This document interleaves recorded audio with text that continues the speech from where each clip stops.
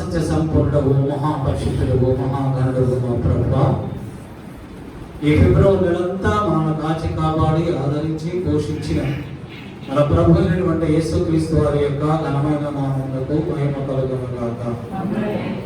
ఇప్పుడు వచ్చిన మీ అందరికీ మన ప్రభు యేసుక్రీస్తు వారి నామములో నా తరఫున, మా కుటుంబం తరఫున, హోసన్న వర్షిప్ సెంటర్ తరఫున నా హృదయపూర్వకమైన వందనాలు తెలియజేస్తున్నాను.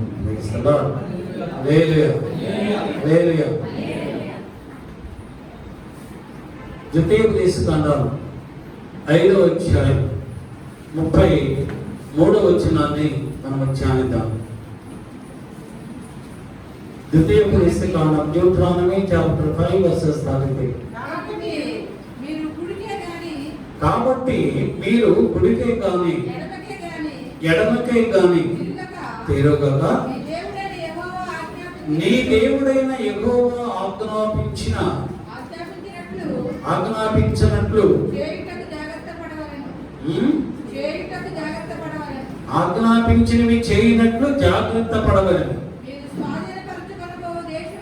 మీరు స్వాధీనపరచుకొనబోవు దేశములో మీరు జీవించుచు మేలు కలిగి దీర్ఘాయుష్మంతులగునట్లు మీ దేవుడైన యెహోవా మీకు ఆజ్ఞాపించిన మార్గములన్నిటిలో నడుచుకొనవలెను. హల్లెలూయా, హల్లెలూయా. ఒకసారి కాబట్టి మీరు కుడికి గాని ఎడమకు గాని తిరగక.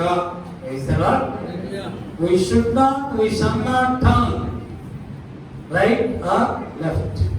కుడికి గాని ఎడమకు గాని తిరగక మీరు దీర్ఘాయుష్మంతులగునట్లు జీవించడానికి మీ దేవుడైనటువంటి యెహోవా ఆజ్ఞాపించినవన్నీ జాగ్రత్తగా నెరవేర్చవలయును. ఇది ఆ వాక్యములో ఉన్న భావం. మనము జాగ్రత్తగా నడుచుకోవాలి. ఎందుకు నడుచుకోవాలా? మన కుటుంబములు క్షేమగా ఉండాలంటే, మనము దీర్ఘాయుష్షు కలిగి ఉండాలి అంటే, మనము, మన కుటుంబము, మన పిల్లలు క్షేమకరముగా, సమాధానముగా, సంతోషముగా, దీర్ఘాయుష్షు కలిగి జీవించాలి అంటే మనం ఏం చేయాలి? ఆయన దేవుడు మనకి ఇచ్చినటువంటి ఆజ్ఞలను ఆచరించటములో కుడికి గాని ఎడమకు గాని నీవు తిరగవద్దు. ఒకవేళ నువ్వు తిరిగావో కుడికి గాని ఎడమకు గాని తిరిగినట్లయితే మన జీవితాలలో మనకి దీర్ఘాయుష్షు ఉండదు, మన ఆయుష్ క్షీణించిపోతుంది. మన కుటుంబంలో ఆశీర్వాదము ఉండదు. కనుక దేవుడు మనకు ఆజ్ఞాపించిన ఆజ్ఞలన్నింటినీ తూచా తప్పకుండా కుడికి గాని ఎడమకు గాని తిరగకుండా మనందరము కూడా మనకి ఇష్టమున్నా లేకపోయినా వాటిని అనుసరించాలి, వాటి ప్రకారం మనము నడుచుకోవాలి.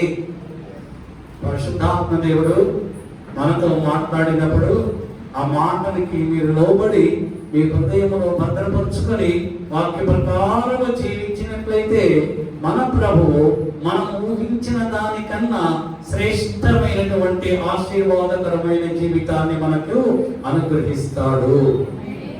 ఏంటి ప్రభు ఏం చెప్పాడు? ఆయన వేటిని మనం తూచా తప్పకుండా ఆచరించమంటున్నాడంటే, ద్వితీయోపదేశకాండము 5వ అధ్యాయము 16వ వచనం నుంచి 21వ వచనం వరకు కూడా అక్కడ 7 పాయింట్స్ ఉన్నాయి. సంపూర్ణమైనటువంటి పరిపూర్ణమైనటువంటి పాయింట్స్ 7 పాయింట్లు ఉన్నాయి. 7 ఆజ్ఞలు చెప్పాడు. ఆ 7 ఆజ్ఞల్ని మీకు వీలైనంత వరకు క్లుప్తముగా అర్థమయ్యేటట్లు మీరు గ్రహించగలిగినటువంటి భాషతో చెప్పడానికి నేను ప్రయత్నిస్తాను. మీరు ప్రార్థనాపూర్వకంగా ఉండి ఆ మాటలన్నింటినీ మీ హృదయంలో భద్రపరచుకోండి. దేవుడు నిశ్చయముగా మిమ్మల్ని ఆశీర్వదిస్తాడు. క్రైస్తలా ద్వితీయోపదేశకాండం 5వ అధ్యాయం 16వ వచనాన్ని మనం చదువుకున్నాం. నీ దేవుడైన యెహోవా నీకు అనుగ్రహించు దేశములో నీవు దీర్ఘాయుష్మంతుడవై నీకేం కలగాలి? క్షేమము కలుగునట్లు నీ దేవుడైన యెహోవా నీకు ఆజ్ఞాపించిన నాగున నీ తల్లిదండ్రులను సన్మానించవలెను. మొట్టమొదటి ఆజ్ఞ ఏదంటే నీవు దీర్ఘాయుష్మంతుడుగా ఉండాలి అన్నా, నీ కుటుంబానికి క్షేమము కలగాలన్నా, క్షేమకరముగా భద్రముగా ఉండాలన్నా నువ్వేం చేయాలి అంటే నీ తల్లిదండ్రులను నువ్వు సన్మానించాలా. Honour your father and mother, honour your parents. నీ తండ్రిని నీ తల్లిని నువ్వు సన్మానించాలా, నువ్వు గౌరవించాలా, వారికి నువ్వు లోబడాలా, వారి మాటలకు నువ్వు నీ తల్లిదండ్రులైనా నువ్వు భయభక్తులు కలిగి ఉండాలా. మీకు ఇష్టమున్నా లేకపోయినా ఈ మాట ప్రకారము మీరు లోబడి చేస్తే దేవుడు నిన్ను ఆశీర్వదిస్తాడు.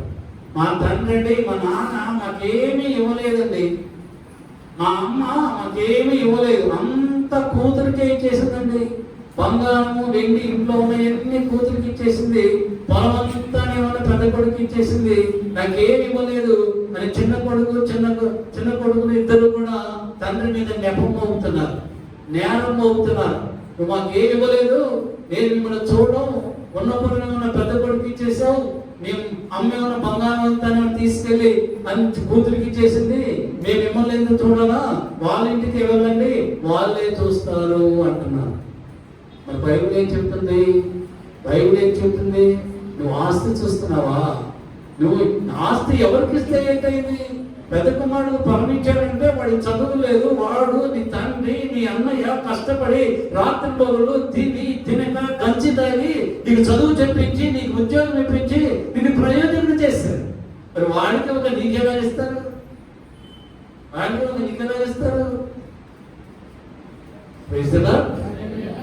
నీకు ఇచ్చినా ఇవ్వకపోయినా నీకు ఇచ్చేటువంటి ఆస్తి కొరకు నువ్వు చూడకు. నీకు ఇచ్చినా నీకు ఇవ్వకపోయినా నీ తల్లిదండ్రులని నువ్వు గౌరవించాలి, సన్మానించాలి. ఎందుకంటే parents are the pride of their children. తల్లిదండ్రులే కుమారులకు అలంకారము అని బైబిల్ చెప్తుంది. చదవండి, సామెతల గ్రంథం 17వ అధ్యాయం 16వ వచనములో తండ్రులే కుమారులకు అలంకారము. ఇంగ్లీష్ లో అయితే parents of the pride of their children అని ఉంది. పేరెంట్స్ తల్లిదండ్రులు, చిల్డ్రన్ కుమారులు బిడ్డలకు వారు అలంకారమై ఉన్నారు. తల్లిదండ్రులు లేకపోతే నువ్వెంత గొప్పోడివైనా, నువ్వెంత పొజిషన్ లో ఉన్నా, నువ్వెంత అధికారంలో ఉన్నా నీ జీవితానికి అలంకారమే లేదు, నీ జీవితానికి అంతమే లేదు, బ్యూటీనెస్ లేదు నీ జీవితానికి. ఎప్పుడు కూడా నిరాశ నిస్పృహతోనే నీ బ్రతుకంతా గడిచిపోతారు. ఏ కుటుంబంలో అయితే, ఏ బిడ్డలైతే తల్లిదండ్రులను గౌరవిస్తారో, ఆదరిస్తారో, పోషిస్తారో ఆ కుటుంబంలోనే సంతోషం ఉంటుంది, సమాధానం ఉంటుంది, ఆనందం ఉంటుంది, సమృద్ధి ఆ కుటుంబంలో ఉంటారు. వేరేయా బాధపడుతున్నారా? ఏంటి అయ్యగారు విధంగా చెప్పారని నేను చెప్పలేదు. I'm not telling anything to you. The Bible is speaking to you. The Holy Spirit is speaking to you. పరిశుద్ధాత్మ దేవుడు మీతో నాతో మాట్లాడుతున్నాడు. నీ తల్లిని నీ తండ్రిని సన్మానించము. నిర్గమకాండం 20వ అధ్యాయము 21వ అధ్యాయము 17వ వచనం ఏమంటది? తన తల్లినైనను తన తండ్రినైనను శపించువాడు నిశ్చయముగా మరణ శిక్ష నందును.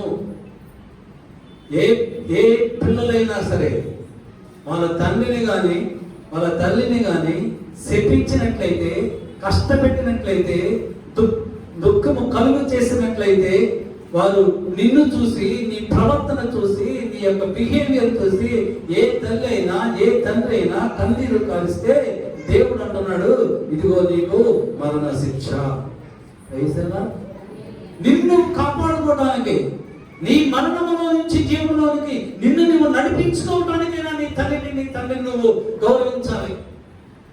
Praise the Lord. నువ్వు సుఖంగా బ్రతకాలి అంటే, నీ కుటుంబం సుఖంగా బ్రతకాలి అంటే, సంతోషంగా ఉండాలి అంటే, నీ బిడ్డలు ఆశీర్వదింపబడిన బిడ్డలుగా ఉండాలి అంటే, you have to honour your parents. నీకు ఇష్టమున్నా నీకు ఇష్టం లేకపోయినా నీ తల్లిదండ్రులు నువ్వు గౌరవించాలి. Praise the Lord. లేవికాండం 19వ అధ్యాయం 3వ వచనం రాయబడుతుంది, ప్రతి వాడు కూడా తన తల్లికి తండ్రికి భయపడాలి. ప్రతి వాడు తన తల్లికి తండ్రికి భయపడాలి. నువ్వు భయపడలేదంటే, నువ్వు గౌరవం ఇవ్వటం లేదంటే నువ్వు ఎవరు అంటే బైబిల్ చెప్తుంది యు ఆర్ ఎ ఫూల్, నువ్వు బుద్ధిహీనుడు అంటారు. బుద్ధిహీనుడు తన తండ్రిని తిరస్కరిస్తాడు. సామెతల గ్రంథం 15వ అధ్యాయం 20వ వచనం రాయబడుతుంది, బుద్ధిహీనుడు తల్లిని తిరస్కరిస్తాడు. Praise the Lord. Hallelujah, hallelujah. మన ప్రభు అయినటువంటి యేసుక్రీస్తు వారు మత్తయి సువార్త 15వ అధ్యాయం 4వ వచనం చదవండి. ఏమన్నారు? 15:4 మత్తయి సువార్త, తల్లిదండ్రులను ఘనపరచుమనియు తల్లినైనను దూషించువాడు తప్పక మరణము పొందవలననియు తండ్రి అయిన దేవుడు సెలవిచ్చును. మరొకసారి గుర్తు చేస్తున్నాడు మన ప్రభు, మరొకసారి గుర్తు చేస్తున్నాడు తండ్రి ఇచ్చినటువంటి ఆజ్ఞని. మన ప్రభు అయినటువంటి యేసుక్రీస్తు వారు ఈ పునరుద్ధాన దినమందు మనందరికీ మరలా జ్ఞాపకం చేస్తున్నాడు. అదేమిటంటే తల్లిదండ్రులను ఘనపరచమనియు తండ్రినైనను తల్లినైనను దూషించువాడు తప్పక మరణము పొందవలనియు దేవుడు సెలవిచ్చెను. Praise the lord. తల్లిదండ్రుల్ని దూషించకండి. మీరంటారు తల్లిదండ్రులు దూషిస్తారు, చాలా హీనంగా చూస్తారు. నేను చాలా మందిని చూశాను, ప్రభు నమ్మకం బిడ్డనే చూశాను, చాలా హీనంగా చూస్తారు తల్లిని తండ్రిని. ఆ తల్లిదండ్రులు లేకపోతే నువ్వు ఎక్కడి నుంచి వచ్చావు? Praise the Lord. ఆ తండ్రి లేకపోతే వాళ్ళని కని పెంచి పెద్ద చేసి ఉన్నతమైనటువంటి స్థితి ఇచ్చి ఉన్నతమైనటువంటి స్థితిలో నేను వస్తే ఈ రోజు నువ్వు సంపాదించకుండా సంతోషంతో ఆనందంతో ఉంటున్నావు అంటే దానికి కారకుడు ఎవరు? నీ శక్తిని బట్ట, నీ బలమును బట్ట, నీ తల్లి నీ తండ్రి. నువ్వు పుట్టినప్పటి నుంచి ప్రతి క్షణము కూడా కంటికి రెప్పలా నేను కాచి కాపాడి ఆదరించి పోషించి చదివించి ఉన్నతమైన విద్యను ప్రసిద్ధపజేసి ఎంతగా చేసినటువంటి నీ తల్లిదండ్రులను నువ్వు దూషిస్తున్నావంటే పరిశుద్ధ గ్రంథంలో రాయబడుతుంది. సామెతల గ్రంథం 30వ అధ్యాయం 17వ వచనంలో, తండ్రిని అపహసించి తల్లి మాట విననొల్లని వాని కన్నులు లోయ కాకులు పీకులు పక్షిరాజు పిల్లలు వానిది తినును. తండ్రిని అపహసించి తల్లి మాట వినరు, తండ్రిని అపహసిస్తారు, ఎగతాళి చేస్తారు. ఏమని ఎగతాళి చేస్తారు? ఎలా ఎగతాళి చేస్తారు? మమ్మల్ని చదివించిన చేతగాని వాడివి నువ్వెందుకు కన్నావు? మమ్మల్ని చదివించడానికి చేతగాని వాడివి, ఇంకా డాక్టర్ చదవాలని ఆశ. వాడు చదువుతున్నాడు, వీడు చదువుతున్నాడు, వాళ్ళ పిల్లలు చదువుతున్నారు, వీళ్ళ పిల్లలు చదువుతున్నారు, మమ్మల్ని ఎందుకు చదివించలేదు? మమ్మల్ని చదివించంటే లేదేం చదివిస్తారు? తండ్రి రాత్రి పగళ్ళు కాయ కష్టం చేసి కూలికి వెళ్ళి కూలి పని చేసుకొని కలో గంజ తాగుతూ ఉన్న దాంట్లో నీకు చక్కగా చదివిస్తుంటే దేవుడు నీకు ఇచ్చిన అవకాశాన్ని బట్టి నువ్వు కష్టపడి నువ్వు చదివి నువ్వు మెరిట్లో నువ్వు ఎగ్జామ్ రాసి నువ్వు తెచ్చుకో సీటు. అది నీ బాధ్యత. నీ తండ్రిని నువ్వు అవకాశిస్తే హేళన చేస్తే ఎలా, దూషిస్తే ఎలాగా?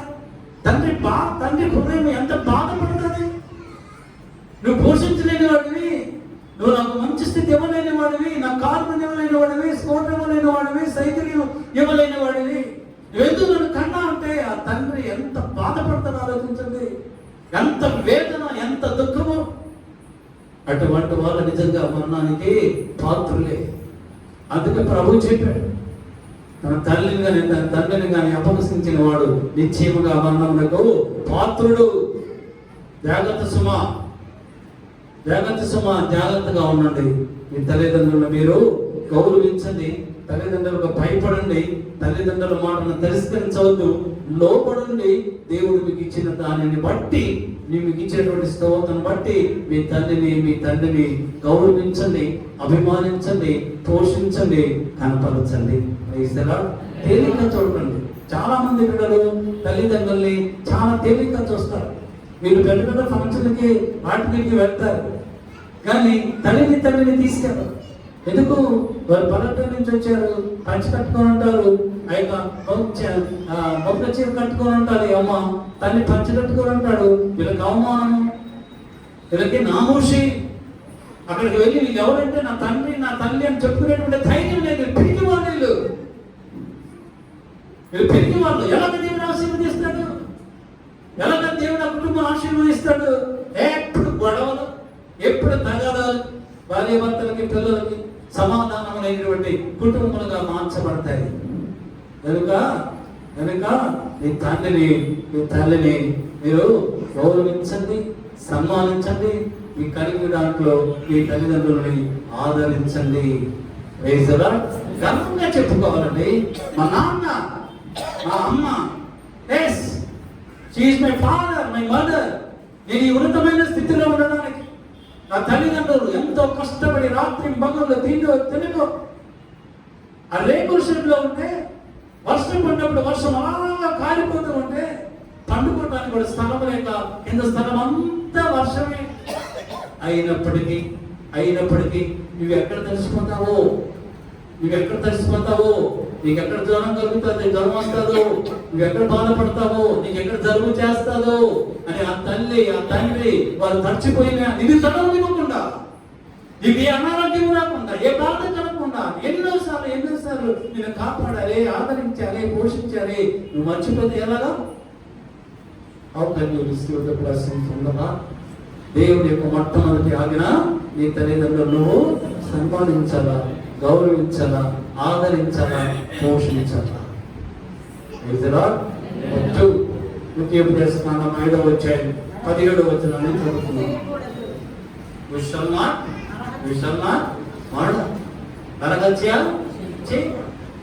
నరహత్య చేయకూడదు.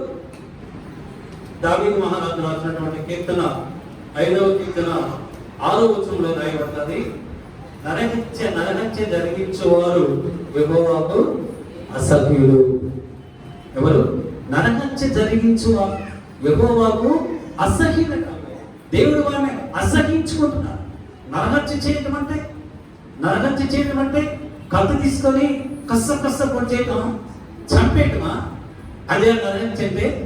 నేను నిన్న టీవీలో, యూట్యూబ్లో చూసాను, వార్తలు చూస్తూ ఉంటే అందులో ఒక కొడుకు తన తండ్రిని నడి రోడ్డు మీద పరుగులెత్తించి కత్తితో 10 సార్లు పొడిచి చంపేసి. ఎంత భయంకరమైన పరిస్థితి! ఎక్కడికి వెళ్ళిపోతున్న దేశం, ప్రజలు ఎక్కడికి వెళ్ళిపోతున్నారు, నాగరికంగా ఎక్కడికి పోతున్నారు. కన్న తండ్రిని నడి రోడ్డు మీద అందరూ చూస్తుండగానే కత్తితో పొడిచి చంపేసి. అది మాత్రమే నరహత్య కాదు. అది నరహత్యే కాదు, ఇంకోటి నరహత్య. చదవండి, యేసుప్రభువు వారు ఏమన్నారు? మత్తయి సువార్త 5వ అధ్యాయం 21-22 వచనాలు ఏమన్నారు ప్రభు వారు? చదవండి. కత్తితో పొడిస్తేనే హత్య కాదు. నరహత్య చేయవద్దు. నరహత్య చేయవారు విమర్శకు లోనగుదురు. నేను మీతో చెప్పున్నది ఏమనగా, తన సహోదరుని మీద కోపపడు ప్రతివాడు విమర్శకు లోనగును. సహోదరుని చూచి ఎద్దుడా అని చెప్పువాడు మహాసభకు లోనగును. ద్రోహి అని చెప్పువాడు నరకాగ్నికి లోనగును. నడి రోడ్డు మీద కత్తితో పొడిస్తేనే నరహత్య కాదు. ఈ సహోదరుని మీద నువ్వు కోపడితే, ఈ సహోదరి మీద నీవు కోపడితే అది కూడా హత్య అంటున్నాడు ప్రభు. ప్రభు అంటున్నాడు ఏమని? అదే హత్య. నరహత్య చేయకూడదు. ఈ సహోదరు మీద నువ్వు కోపడకూడదు. మన రోడ్డు మొట్టమొదటి మాట ఏంటంటే, నువ్వు పనికి మాలిన వాడివిగా, నువ్వు వ్యర్థుడివిరా, నువ్వు దేనికి పనికిరావురా, తినడానికి తప్పితే అని అందరూ అంటారు కదా. అందరూ అంటాం. అయితే ప్రభు అంటున్నాడు, నువ్వు వ్యర్థుడు అంటే నువ్వు మహాసభకు మహాసభ అంటే పూర్తిగా రాయబడుతుంది ఇంగ్లీష్ అంటే జడ్జిమెంట్. ప్రభు దగ్గర నువ్వు జడ్జిమెంట్ కొరకు నిలబడాల్సి వస్తుంది. ప్రభు దగ్గర నువ్వు నిలబడితే నిన్ను ఆయన కుడివైపు ఉన్న వారి వైపు అయినా పంపించదు, కానీ ఎడవైపు ఉన్న వారి దగ్గర నిన్ను పంపిస్తుంది. కనుక వ్యర్థుడా అని మీరు అన్నారు. వ్యర్థుడా అంటే అరహత్య చేసిన వారితో సమానం అంటున్నాడు ప్రభు. నువ్వు ద్రోహి అంటే, నువ్వు ద్రోహి అన్నావంటే నీ సహోదరులు కానీ నీ సహోదరులు కానీ నువ్వేమవుతో నరకాగ్నిలోనికి పడిపోతావు. అంటే నరకంలో పడేస్తాడు. ఆ నరకంలో పడిపోతావు, దేవుడు పడేస్తాడు నరకంలో. అక్కడ ఏముంటది? ఏడుపును పండు కొట్టుకుంటూ ఉంటాయి. ఆ నరకం అనేది యుగ యుగములు ఉంటాయి. ఏదో 4 రోజులు 10 రోజులు 15 రోజులు ఆ జైలుకి వెళ్ళిపోయి బయట తీసుకుని బయటకు వెళ్ళడం కుదరదు. అక్కడ బయటకు ఏముండవు, బయటకు రావడం ఏముండదు. అగ్నికొండంలో యుగ యుగములు కూడా ఎవరంటే నువ్వు అగ్నిలోని వండుతూ ఉండాలి. అది ఆరదు, నువ్వు చాలు. కనుక రోగిని ఎవరిని అనద్దు, వ్యర్థుడాన్ని ఎవరిని అనద్దు. ఊరికి దేవుడు నోరించారు కదా, 400 కదా అని ఎవరి మీద పడితే వారి మీద కోపడద్దు. ప్రతి భర్తకి కూడా ఎప్పుడు భార్య తిరగాలా అనేది వస్తుంది. భార్య మీద కోపం ఎందుకు? నిస్సహాయరాలు కదా. ఏం చేస్తారు చెప్పండి? ఏం చేస్తారు? కొట్టినా మాట్లాడదు, తిప్పినా మాట్లాడదు, కోపంగా మాట్లాడదు. అలాగా మొదటి దేవుడని గొర్రెలాగా తలంచుకుని ఉంటారు. ఎందుకు భయం? నువ్వంటే భయం. ఎందుకు భర్త భార్యని భయపెట్టే పనులు చేయాలి? ఎందుకు కోపడాలి? భార్యని దయచేసి కోపడతారు. ప్రతి భర్త కూడా ఈ భార్యని మీరు కోపడితే ప్రభు ఉన్నాడు, విమర్శకులలో ఉన్నాడు. విమర్శ అంటే జడ్జిమెంట్. ప్రభు తీర్పిస్తాడు. సుమా జాగ్రత్తగా మీరు భార్యలు బలహీనమైనటువంటి ఘటనలను ఎంచుకొని మీరు వారితో సంసారం చేయమని అపోస్తలుడైన పౌలు అంటున్నాడు. కనుక కోపపడద్దు, నరహత్య చేయవద్దు. 3వ ఆజ్ఞ డ్యూటెరోనమీ చాప్టర్ 5 verses 18 రాయబడుతుంది. You shall not commit adultery. You shall not commit adultery. వ్యభిచారము చేయవద్దు. వ్యభిచారము చేయవద్దు. వ్యభిచారము అంటే ప్రభు వారు ఏమంటున్నారో చదవండి. మత్తయి సువార్త 5వ అధ్యాయం 28వ వచనంలో యేసు ప్రభు వారు అంటున్నారు, నేను మీతో చెప్పున్నది ఏమనగా, ఒక స్త్రీని మోహపు చూపుతో చూచి ప్రతివాడు అప్పుడే తన హృదయమందు ఆమెతో వ్యభిచారము చేసిన వాడవును. నేను మీతో చెప్పున్నది ఏమనగా, ఒక స్త్రీని మోహపు చూపుతో చూచు ప్రతివాడు, ఎవరైతే లస్ట్ఫుల్ ఆలోచనతో చూపుతో చూస్తాడో ఆ క్షణముందే అతను తన హృదయంలో ఆమెతో వ్యభిచారం చేశాడు. It's a sin. అది పాపం. మీ తలంపులలో కానీ, మీ ఆలోచనలో కానీ, మీ ప్రవర్తనలో కానీ, మీ చూపులో కానీ దేవునికి ఇష్టము లేనటువంటి ఆ వ్యభిచారపు చూపు ఉండకూడదు. అది ఉంటే దేవుడు నీకు దీర్ఘాయుష్షు ఇవ్వడు, నీకు ఇస్తాడు, అల్పాయుష్షు ఇస్తాడు. క్షేమాన్ని ఎట్టి పరిస్థితుల్లో కూడా ఇవ్వడు. నువ్వు క్షేమంగా ఉండాలి అనుకుంటే, నీ కుటుంబము మంచి ఆయుష్ కలిగి ఉండాలి అనుకుంటే, నీవు ఏ స్త్రీ కూడా ఏ పురుషుని కూడా ఆలోచనతో చూడకూడదు. ఒకవేళ స్త్రీ పురుషుని చూచినా కూడా ఆ క్షణమందే ఆ స్త్రీ పురుషునితో వ్యభిచరించినట్లేనని మన ప్రభువైనటువంటి యేసుక్రీస్తు వారు మనతో మాట్లాడుతున్నారు. Praise the Lord. Hallelujah, hallelujah. అపోస్తలుడైన పేతురు రాసినటువంటి 2వ పత్రిక 2వ అధ్యాయం 14వ వచనాన్ని చదువుకున్నాం. పేతురు రాసిన 2వ పత్రిక 2వ అధ్యాయం 14వ వచనం. వ్యభిచారిని చూచి ఆశించుచు పాపము మానలేని కన్నులు గలవారును అస్థిరులైన వారి మనస్సులను మరుగొల్పుచు లోకత్వముందు సాధకము చేయబడిన హృదయము గలవారును శాపగ్రస్తులు. ఎవరు శపించబడిన వారు? ఎవరు శపించబడిన వారు? వ్యభిచారిని చూసి ఆశించుచు పాపము మానలేనటువంటి కన్నులు. మానవుని యొక్క శరీరములో అతి ప్రమాదకరమైనవి రెండు ఉన్నాయి. అవి ఒకటి నాలుక, రెండవది పాపము మానమైనటువంటి కన్నులు. ఈ రెండింటిని ఏ పురుషుడైతే ఏ స్త్రీ అయితే తమ స్వాధీనములో ఉంచుకుంటారో దేవుడు ఆ కుటుంబాన్ని బహుగా ఆశిస్తారు. అయితే ఎవరైతే తమ కన్నులను తమ యొక్క నాలుకను స్వాధీనములో ఉంచుకోరు వారు అస్థిరులైన వారు.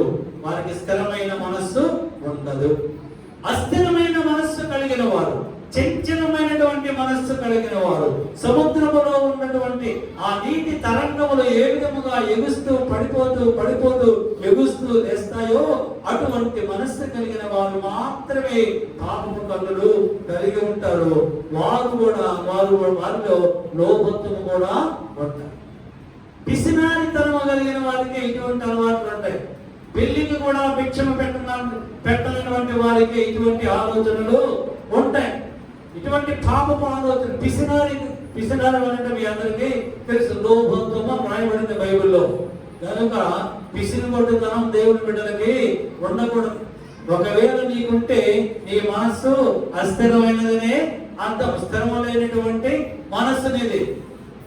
కనుక లేని మనస్సు నీకు ఉన్నట్లయితే, నీవు లోభత్వము నీకు ఉన్నట్లయితే నీ కన్నులు పాపిష్టి కన్నులు, నీ యొక్క నాలుక పాపము చేసేటువంటి పాపము మాటలు మాట్లాడేటువంటి నాలుక, ఈ రెండు కలిగిన వారు స్థిరమైన మనస్సు కలిగిన వారు కాదు. ఆ కుటుంబాలను నిశ్చయముగా ఆశీర్వదింపబడవు. హల్లెలూయా, హల్లెలూయా. నాలుగవది ఉపయోగిస్తున్నాం. 5వ అధ్యాయం 19వ వచనాన్ని మనం ధ్యానిద్దాం. చాలు దొంగిల కూడదు. నిర్గమకాండం 20వ అధ్యాయం 15వ వచనంలో కూడా అదే మాట ఉంటది. నీవు దొంగిల కూడదు, దొంగతనము చేయకూడదు, దొంగతనం చేయకూడదు.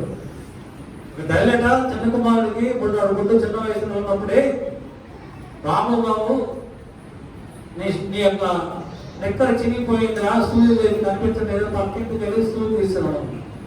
వాడెళ్ళి ఆ సూర్యుడు దొంగతనం చేసి సూర్యుడు తెచ్చేది. అమ్మ ఎవరు చూడటం లేదు, సూర్యుడు తెచ్చేది, ఇది మా ఇంట్లో ఉంచే పర్మనెంట్ గా. ఆ తల్లి కూడా అలాగే ఉంచేసి, అలాగే తల్లి చెప్పినప్పుడల్లా వెళ్తున్నాడు, ఎక్కువ దాడుకు వెళ్ళి దొంగతనం చేసి అన్ని తీసుకొస్తూ ఉంటే ఆ తల్లి సంబంధిస్తూ ఉంటుంది.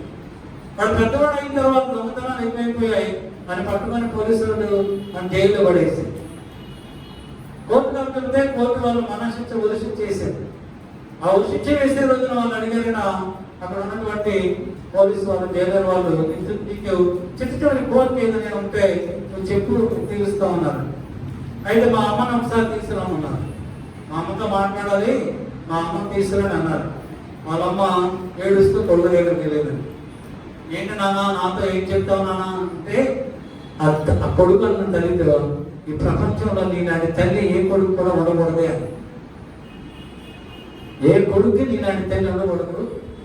నేను ఈరోజు చనిపోతున్నానంటే ఉషించికి నాకు చెప్పారంటే నువ్వే కదా నన్ను ఉషించిన అప్పచెప్పావు, నువ్వే నన్ను ఉషించిన అప్పచెప్పావు, నీ వల్ల నేను చచ్చిపోతాను.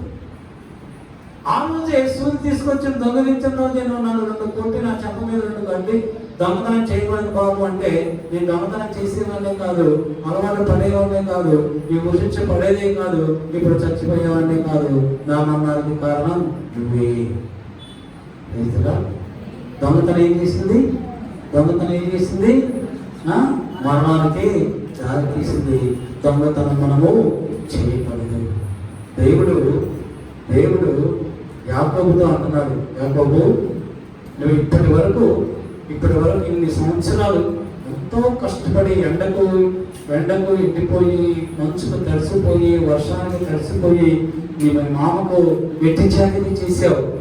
అయినప్పటికీ కూడా నీ మామ, నీ బావమరుదులు నేను హేళన చేస్తున్నారు, అవమానపరుస్తున్నారు. ఇప్పుడు నువ్వు నీ భార్యలు, నీ పిల్లలు, నీ దాసీలు నువ్వు సంపాదించిన ఆస్తి అంతా తీసుకొని నీ తండ్రి దేశమైనటువంటి, నీ తండ్రి సాగు దేశమైనటువంటి కనాను దేశానికి నువ్వు వెళ్ళిపో. ఇక్కడ ఉండొద్దు, ఇక్కడ నువ్వు ఉండొద్దు, నువ్వు వెళ్ళిపో, వాగ్దాన దేశానికి వెళ్ళిపో, నేను నీకు తోడై ఉంటాను.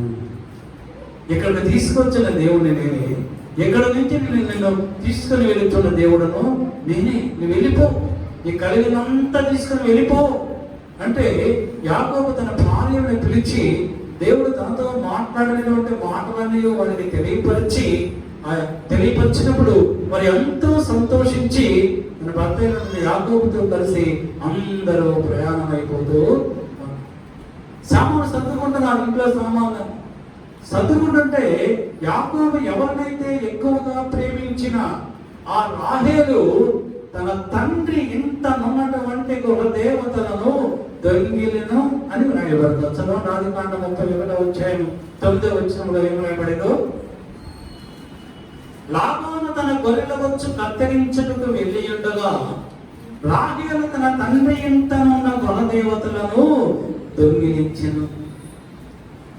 నీవు ఈ భర్త జీవముగల దేవుని వెంబడిస్తున్నావు. నీకు సంతానం లేకపోతే నీ భర్తను నేను యాకోబును అడిగినప్పుడు యాకోబు అంటున్నాడు, నీకు సంతానము కావాలి, నన్నెందుకు అడుగుతావు? నీకు సంతానం ఇచ్చేవాడు మన దేవుడు అయినటువంటి యెహోవా, ఆయన అడుగు అంటే రాహేలు యెహోవాకు ప్రార్థన చేసినప్పుడు దేవుడు రాహేలును ప్రేమించి ఆశీర్వదించి ఆమెకు సంతానం ఇచ్చాడు. అయితే ఇప్పుడు ఆ రాహేలు తనకు సంతానం ఇచ్చి తను ఆశీర్వదించినటువంటి దేవుని మర్చిపోయి తన తండ్రి దేవతలను, తన తండ్రి ఇంటి దేవతలను, విగ్రహాలను దొంగిలించింది. ఏం సంపాదించుకున్నా దొంగిలించింది? నువ్వు వెళ్తా సైతాన్ని కూడా నీతో పాటు మోసుకుంటూ వెళ్ళిపోతున్నావు. దేవుడు ఏమన్నాడు? నేను ఇచ్చిన స్వాస్థ్యాన్ని తీసుకొని నేను చూపించిన దేశం నీ తండ్రి దేశానికి వెళ్ళిపో, నేను నీకు తోడుగా ఉంటే నువ్వేం చేస్తున్నావు? మీ నాన్న దగ్గర ఉన్నటువంటి ఆ విగ్రహాల సైతాన్ని కూడా నీతో పాటు తీసుకుని వెళ్ళిపోతున్నావు. మరి సైతాన్ని నీతో ఉంటే నువ్వు ఎలా ఆశీర్వదింపడతావు? తండ్రి వచ్చాడు, 3వ దినం వచ్చి యాకోబుతో ఉంటున్నాడు, అల్లుడితో, యాకోబు నీకు నీ తండ్రి ఇంటి మీద నీకు వాంఛ కలిగిన ఎడల నువ్వు వెళ్ళు, కానీ నా ఇంటి దేవతలను నువ్వెందుకు దొంగిలించావు? నా ఆస్తి నువ్వెందుకు తీసుకుని వెళ్ళిపోతున్నావు? నా స్వాస్థ్యాన్ని నువ్వెందుకు తీసుకుని వెళ్ళిపోతున్నావు? నువ్వు సంపాదించడం తీసుకుని వెళ్ళిపో, నాకు అభ్యంతరం లేదు. నీ భార్య, నీ పిల్లలు, నీ గొర్రెలు, నీ మేకలు, నీ మందలన్నీ తీసుకెళ్ళు, నాకు అనవసరం. కానీ నా ఇంటున్నటువంటి నా దేవతను నువ్వెలా తీసుకుని వెళ్తున్నావు? నువ్వెందుకు తీసుకుని వెళ్తున్నావు అంటే యాకోబు అనుకున్నాడు, భార్య పిల్లలు తీసుకెళ్ళిపోతాడేమో అనుకున్నాను, కానీ నీ దేవత నేను ఎందుకు తీసుకెళ్తాను? ఎవరి దగ్గర అయితే ఆ దేవతలు ఉంటాయో వారికి మరణ కోసం మరణించుతారు కాక. ఏం చేశాడు? శాపం ఏంటి? తీసుకెళ్ళింది ఎవరు? దాన్ని ఎవరినైతే ఎక్కువగా ప్రేమించాడో ఆ రాహేలు తీసుకొచ్చింది. కానీ యాకోబుకు ఆ విషయం తెలియదు కనుక యాకోబు అంటున్నాడు తన మామైనటువంటి లాభాలతో ఎవరి దగ్గర అయితే ఆ యొక్క దేవతలు ఉంటాయో వారు నిశ్చయముగా మరణవంతుడు. అలాగని దేవుడు యాకోబుతో మాట్లాడి మీరు బేతేలుకు వెళ్ళి అక్కడ నాకు బలిపీఠము కట్టమన్నప్పుడు 35వ అధ్యాయం రాయబడుతుంది. యాకోబు రాహేలు అందరూ కలిసి దేవుని మందిరానికి వెళ్తూ ఉన్నారు. దేవునికి పర్యటించడానికి వెళ్తూ ఉంటే మార్గం వచ్చిన రాయబడుతుంది, వారు ఎఫ్రాతా మార్గములో ఉండగా ఇంకా ఎఫ్రాతా వెళ్ళలేదు. ఎఫ్రాతా అంటే బేతేలు అంటే దేవుని యొక్క రొట్టె ఇల్లు, దేవుని గృహము, దావీదు పుట్టినటువంటి ఇల్లు అది. ఆ ఊరు ఇంకా వెళ్ళలేదు వాళ్ళు. ఎఫ్రాతాకు వెళ్ళలేదు, దేవుని సన్నిధికి వెళ్ళలేదు, దేవుని యొక్క సముఖానికి వారు వెళ్ళలేదు. ఇంకా మార్గ మధ్యములో ఉండగానే గమ్యం చేరలేదు.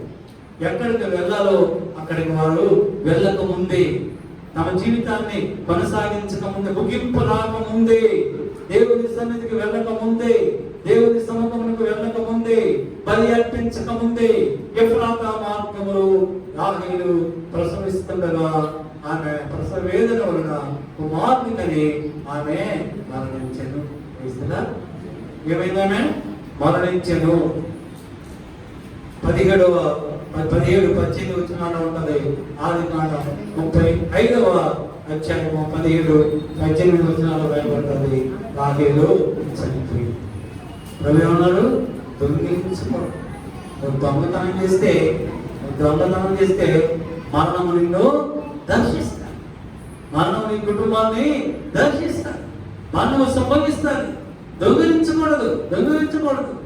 దేవుడు యెహోషువతో చెబుతున్నాడు, యెహోషువ మీరు ఎరికో పట్టణానికి వెళ్ళండి, అది శపించబడినటువంటి పట్టణము, ఆ పట్టణాన్ని నేను మీకు స్వాధీనం చేస్తాను. అయితే నీ ప్రజలు ఎవరు శపితమైనటువంటి ఆ పట్టణంలో ఉన్నటువంటి వస్తువులన్నీ శపించబడ్డాయి.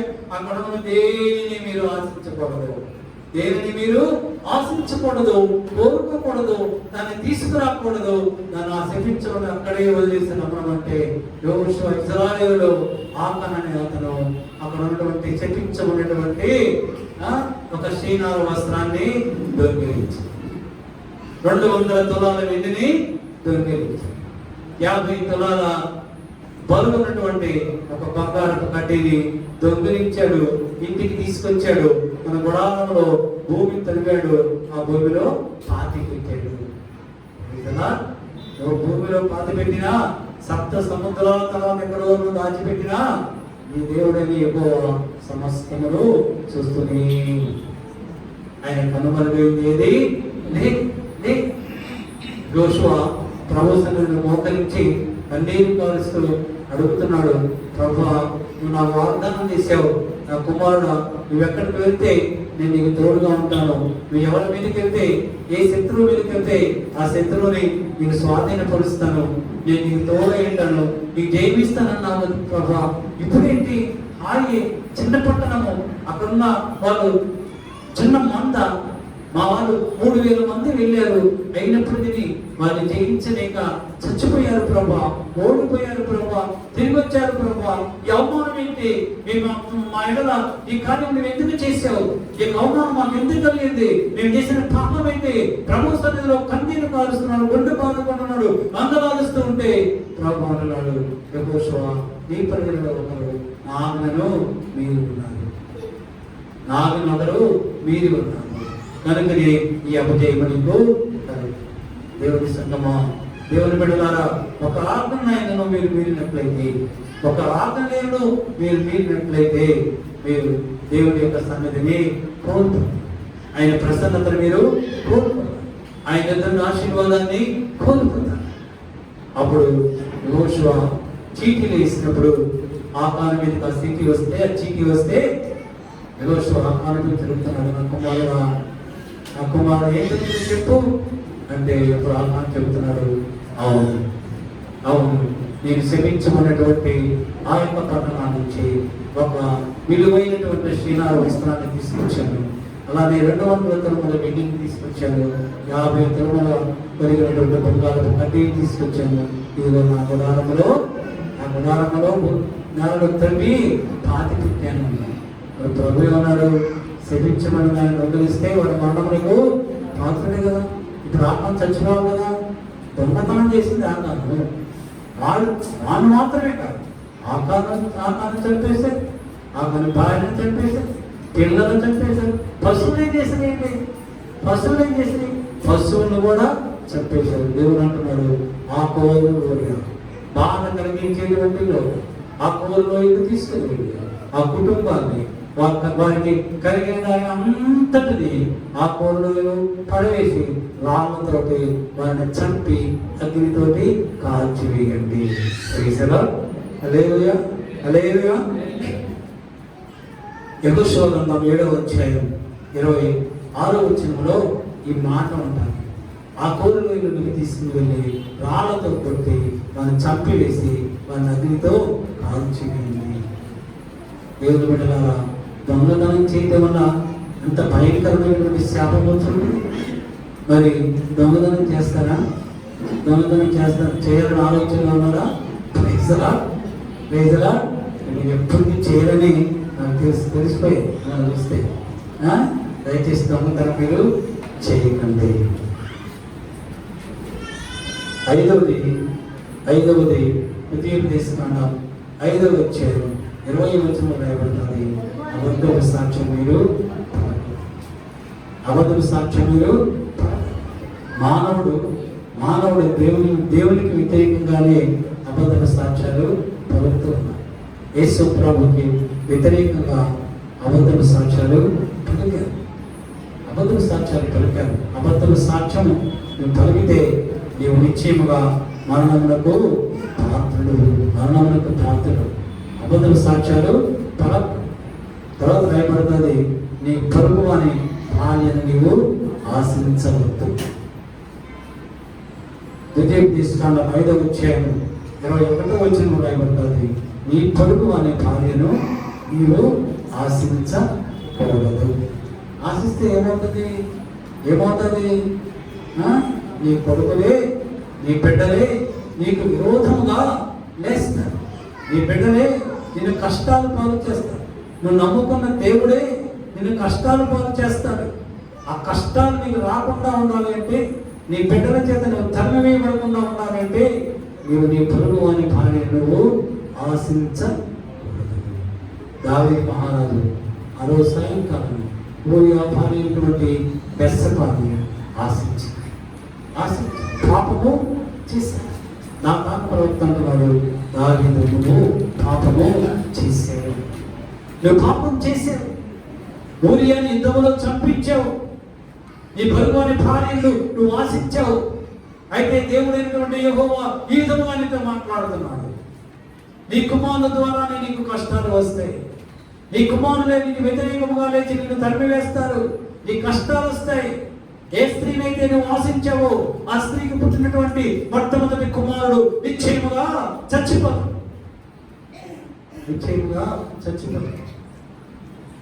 2వ సమూయేలు గ్రంథం 12వ అధ్యాయంలో రాయబడుతుంది, నిశ్చయముగా చచ్చిపోతాడు.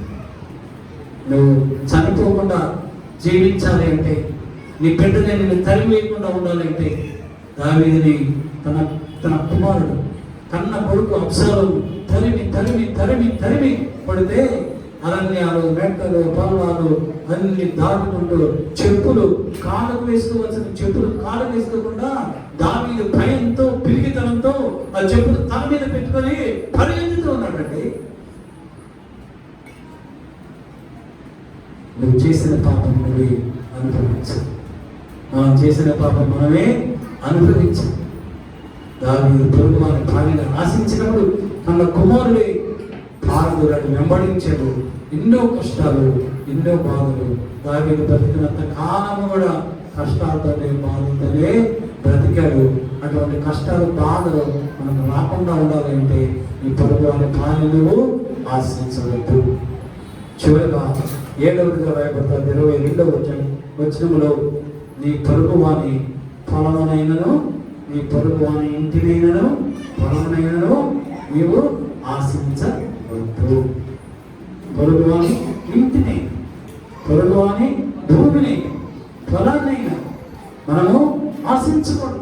అన్యాయంగా, అక్రమంగా, మోసం చేసి, దగా చేసి, బలవంతంగా, దౌర్జన్యంగా, చాలామంది దినాల్లో దౌర్జన్యంగా దొంగ డాక్యుమెంట్లు పెట్టించి దౌర్జన్యం చేసి రౌడీలతో ఇల్లు ఆక్యుపై చేసుకోవడం, స్థలాలు కాజేయడం జరుగుతుంది.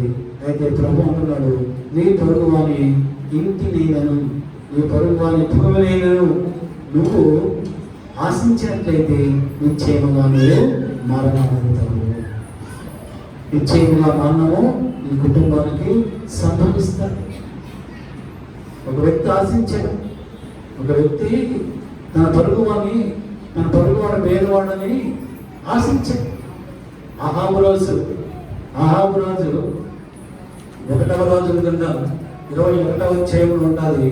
మొట్టమొదటి వచనంలో అహాబు రాజు అక్కడ నాబోతు అనేటువంటి ఒక భేదవానికి కొంచెం ద్రాక్ష తోట ఉన్నది. ఆ ద్రాక్ష తోట ఆ భూమి ఆ నాబోతుకి వాళ్ళ తండ్రి ఇచ్చాడు. వాళ్ళ తండ్రికి వాని తండ్రి ఇచ్చాడు. వాని తండ్రికి వాని తండ్రి ఇచ్చాడు. తరతరం నుంచి పిత్రార్జితముగా వస్తున్నటువంటి ఆ కొద్ది భూమిని అతను దున్ని పండించుకొనొచ్చు. అందులో ద్రాక్ష తోట వేశాడు. అది బాగా పండింది. దాన్ని చూసి ఆ పేదవాడు సంతోషంతో ఆనందంతో ఉన్నప్పుడు ఇజ్రాయేలు రాజైనటువంటి అహాబుకి దేశంలో ఎక్కడా లేనట్టు ఆయన కనుచూపు ఆ పేదవాడి ద్రాక్ష తోట మీదనే కాబట్టి రాజుగారికి కూరగాయలు పండించుకోవాలంటే పంట పండించుకోవాలంటే మొక్కలు వేసుకోవాలంటే నాబోతు ద్రాక్ష తోటే కావాలి. దేశం అంతా ఉంది కదా. భోగాలను సంభవించిన వాడట ఎవరు చెప్పినవాడా వినడట. భోగాలను సంభవించిన వాడు రాసి పెడితే ఎవడు కూడా వాడిని ఏమి ఎవరు చెప్పిన వాడు వినడట. ఎందుకు? వాడు పోవాలి కాబట్టి. ఆ పేదవాడి పొలాన్ని ఆశించాడు. నాబోతున్నాడు, ఇక నా పిత్రార్జితము, నా కష్టార్జితము, నువ్వు రాజు అయినా రెడ్డి అయినా నువ్వు ఎవరైనా నా భూమి నేను నీకు ఇవ్వను అన్నాడు. మరి ఇవ్వకపోతే బలవంతా నువ్వు తీసుకోవచ్చు కదా. ఇంటికి వెళ్ళిపోతుంది, భూమి చేయకపోతుంది, నీళ్ళు తాకపోతుంది, కాలు ముడుచుకుంటుంది, మంచంలో పనుకుంటుంది, పిచ్చోడు అలగటం ఎందుకు? నువ్వు రాజుగా ఇంటి ఒక పేదవాడిని నువ్వు అలుగుతావు. అలగటం ఏంటి? నువ్వు చిన్నపిల్లలాగా. అప్పుడు భార్య వచ్చి ఇద్దరే భార్య వచ్చి, ఏమండి ఎందుకు మీరు ఫోన్ చేయట్లేదు? మీకు వచ్చిన కష్టం ఏంటి, బాధ ఏంటి అంటే, నేను ఆ నాబోతు అతన్ని ఆ ద్రాక్షతో ఇవ్వాలని అడిగాను. నాకు మంచిగా కూరగాయలు పండించుకొని ఒరిజినల్ కూరగాయలు తిందామని అతను ఇవ్వనన్నాడు. అందుకే నా బాధ కలిగి ఫోన్ చేయకుండా అలాగే కోరుకున్నాను. అప్పుడు ఆవిడేం చేసింది? అది ఇంతే కదా, దీనికైనా నీకెందుకు రేపటి నెల నీ కొరకు ఏర్పాటు చేస్తానని ఒక లెటర్ రాసింది. ఎవరికి? నాబోతు ఏ గ్రామంలో అయితే ఉన్నాడు ఆ గ్రామంలోని పెద్దలకి లెటర్ రాసి, ఇదిగో ఇద్దరు అబద్ధపు సాక్ష్యాన్ని ఏర్పాటు తీసుకుని, ఈ నాబోతు అనేవాడు దేవునిని దూషించాడు, రాజును దూషించాడని అన్యాయమైనటువంటి జడ్జిమెంట్ సాక్ష్యం చెప్పించి అతన్ని రాళ్లతో కొట్టి చంపించండి, ఆ ద్రాక్ష తోటను మీరు స్వాధీనపరుచుకోండి అని అమ్మగారు చెప్పింది. అదే విధముగా నాబోతు పట్టణంలో ఉన్న ఆ పెద్దలు నాబోతు దగ్గరికి ఇద్దరు అబద్ధపు సాక్ష్యం ఏర్పాటు చేసుకొని నాబోతు తీసుకొచ్చి నలుగురు మీద నిలబెట్టి జంక్షన్లో నిలబెట్టి, ఇదిగో ఇతడు మరణములకు పాత్రుడు, ఎందువల్లనగా ఇతడు దేవుని దూషించాడు, రాజును దూషించాడు, నువ్వు రాళ్ళతో చంపమంటే అందరూ కలిసి రాళ్ళతో తోటని చంపేసి రక్తం కారిపోయి ఉంటాడు. నాబోతు రక్తం ఒక నీతిమంతుల యొక్క రక్తాన్ని ఛేదించాడు అహాబు రాజు. నీతిమంతుల రక్తము దేవునితో మాట్లాడుతుంది. తెలుసా? నీతిమంతుని రక్తము దేవునికి మొరపెడతాడు, దేవునితో మాట్లాడుతుంది. కయ్యను తన తమ్ముడైనటువంటి హేబేలును పొలంలో చంపినప్పుడు హేబేలు రక్తము తన దేవుడైన యెహోవాకి మొరపెడుతున్నది. దేవా యెహోవా, నా సహోదరుడైన కయ్యను నన్ను అన్యాయముగా చెప్పాడు, తీర్పు తీర్చవా? దేవుడు తీర్పు తీరుస్తాడు. ఎప్పుడైతే నాబోతు రక్తం చిందించబడి నాబోతు చనిపోయాడో దేవుని స్వరం ఏలియాను వినిపిస్తున్నది. ఏలియా అహాబుతో అంటున్నాడు, అహాబు ఏ స్థలములో అయితే నాబోతు రక్తము చిందించబడిందో అదే స్థలములో నీ రక్తము కుక్కలు లాగుతాయి. ఎంత భయంకరమైన పరిస్థితి. ఆ తర్వాత సిరియా రాజు సైతం జరిగించాడు. ఆ రథంలోనే అహాబు చనిపోయాడు. ఆ రథాన్ని నీటిలో కడుగు చూసినప్పుడు కుక్కలు వచ్చి అహాబు చచ్చిపోయాడు. మరణమునకు పాత్రుడు. వేస్తున్నా మీ పొరుగు అని ఇంటినైనను మీ పొరుగు అని భూమినైనను నువ్వు ఆశిస్తే మనకేమి సంభవిస్తుందంటే మరణము సంభవిస్తుంది. 7 పాయింట్లు చెప్పాడు. నీవు మన కుటుంబములు దీర్ఘాయుషుతో క్షేమము కలిగి, దీర్ఘాయుషుతో క్షేమము కలిగి, ఆశీర్వాదకరముగా, సమాధానముగా ఉండాలి అంటే ఈ 7 దేవుడు ఇచ్చినటువంటి ఆజ్ఞలను మనం నిత్యము మన హృదయం అనేటువంటి